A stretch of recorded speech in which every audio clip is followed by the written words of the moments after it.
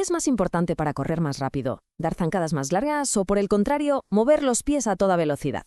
Bueno, pues vamos a desgranar la ecuación que se esconde detrás de esta pregunta. Es el eterno dilema, la duda de cualquier corredor. Pero la respuesta en realidad no va de elegir una cosa o la otra, sino de entender la física que las conecta. Y la verdad es que es bastante más interesante de lo que parece. Para encontrar esa respuesta, lo primero es entender que la velocidad al correr se reduce básicamente a dos palancas, a una fórmula muy sencilla que lo gobierna absolutamente todo. La velocidad no es ninguna magia. Es una multiplicación simple.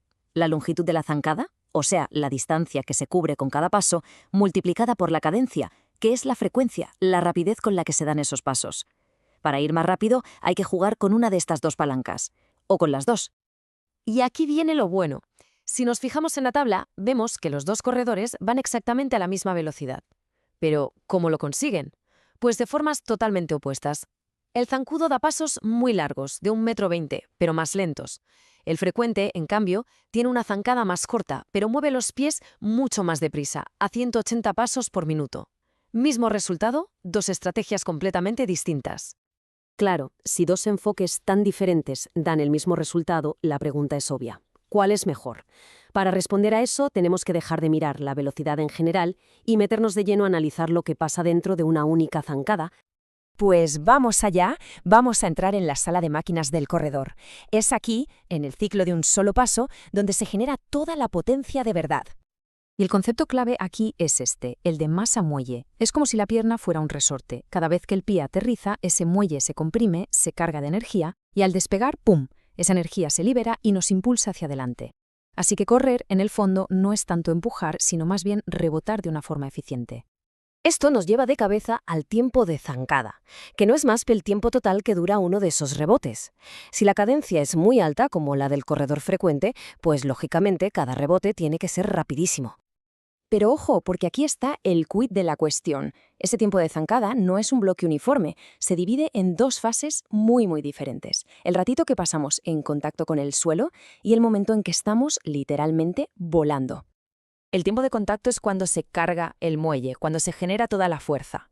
Y el tiempo de vuelo es el resultado de esa fuerza, es el rebote en sí. Y es la relación entre estos dos momentos lo que de verdad diferencia a un buen corredor de uno excepcional. Así que, la pregunta del millón es esta. ¿Qué es más importante?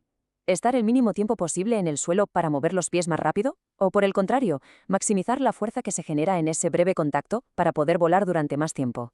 Aquí es donde se define la potencia de un atleta. Pues resulta que el secreto no está en el tiempo de vuelo por sí solo, ni tampoco en el de contacto. El secreto está en su proporción, en la relación que hay entre cuánto tiempo se pasa en el aire frente a cuánto tiempo se pasa pisando el suelo. Miremos este gráfico, que lo deja clarísimo. Tenemos a dos corredores con la misma cadencia, 180 pasos por minuto, pero el corredor B es muchísimo más potente. ¿Por qué? Pues porque, como se ve en la barra azul, pasa casi el 40% de cada zancada en el aire. Esto quiere decir que su muelle es increíblemente eficiente. Con un contacto mínimo en el suelo genera una fuerza tan explosiva que lo mantiene volando mucho más tiempo. Y esa es la meta, el objetivo final. No se trata solo de mover los pies muy rápido, se trata de generar tantísima fuerza en ese brevísimo instante de contacto que nos impulse para pasar el máximo tiempo posible en el aire. Esa es la definición de potencia eficiente. Vale, perfecto. Hemos desglosado toda la física que hay detrás de esto. Pero ahora la pregunta es, ¿y todo esto en qué se traduce en la práctica? ¿Cómo se aplica esta ecuación a cada persona? A ver, la gran conclusión es esta. Para mejorar hay que dejar de obsesionarse solo con mover las piernas más rápido. La clave está en pensar en cómo convertir todo el cuerpo en un muelle más eficaz, más reactivo, que sea capaz de absorber y liberar energía como un resorte en cada paso.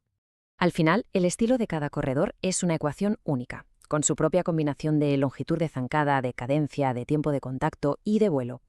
Analizar estos componentes es el primer paso para poder reescribir esa ecuación personal. Así que la pregunta final no es si se dan pasos largos o cortos, sino cómo de eficiente es ese rebote.